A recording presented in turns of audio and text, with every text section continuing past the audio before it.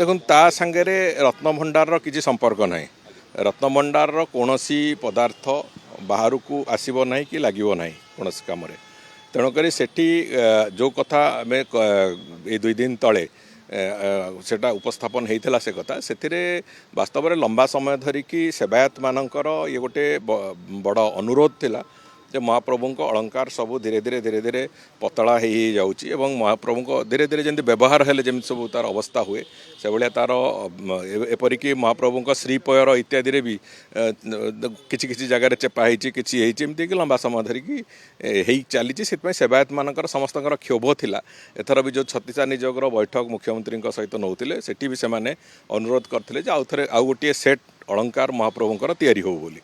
तेणुक से जो अलंकार तैयारी होगापाई जो सुनार आवश्यकता अच्छी से सुना